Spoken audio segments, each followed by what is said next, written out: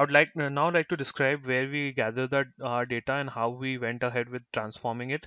So we gathered our data from Kaggle, which provided us with World Bank's data set. Now, how the data set was that it had a country, then it had an indicator. So it will have different indicators like CO2 emission, fertility rate, death rate. Then it will have that value for that specific indicators. But now, since we were only interested in financial aspects of the country, we first filtered out all the indicators based on what we required, and those values would then be used for our visualization. So the first step involved just filtering out that indicators to just the ones that are required. The next step was moving that to Postgres SQL, as we felt that Postgres SQL would provide us with more features and better scalability. So we moved the database to Postgres. Now, the other thing that we wanted to improve was the transition time of the animation, and to do that, we had to reduce the number of read queries that we had to do on the database. So what we did was we pivoted the whole database in such a way that every row would have the values for all the indicators rather than just one indicator. So as you can see here, we have Germany for the year 1975, and these are all the indicator values that we would be using for plotting our visualization. The next step was to classify these values.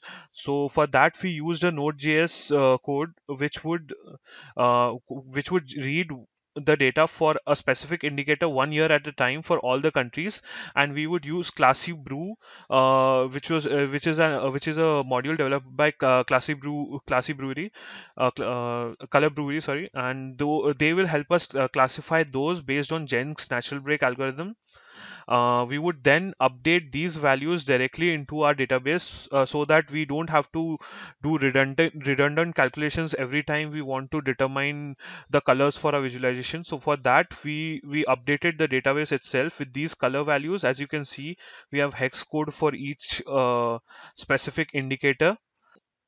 So the next step was to determine the FSI, Financial Stability Index, which would be an aggregated rank of a country after using all the indicator values for a specific year. To do that, we used a Python script which would fetch all the previously classified color, give them a rank, and based on that determine the final FSI by using Color Brewery's module again, and using Jenks natural break algorithm. So we determine the rank using the Python file, and we use our previous Node.js code again to determine the color and the classification of FSI. So this is how we set up our entire database. The next step was to move the database to a server. So we decided to move with Heroku, as it provided us with an easy option to move the database online, and it helped us in developing the visualization as we were all working from remote locations. So we moved the whole database to online, and now I would like to explain about the front end part of our visualization. So for the front end of the visualization, we have used Vanilla JS, and we, as described in the beginning, we have a SVG choropleth map, which would be used for tagging the colors that we updated in the database towards the final visualization. Let's go to the visualization.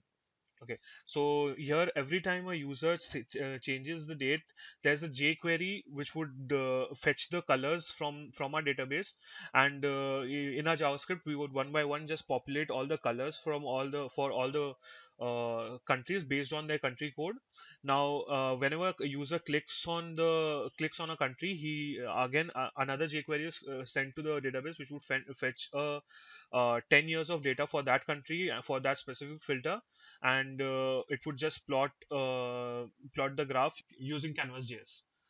So that's pretty much it for the front end. I hope you like the visualization. Thank you.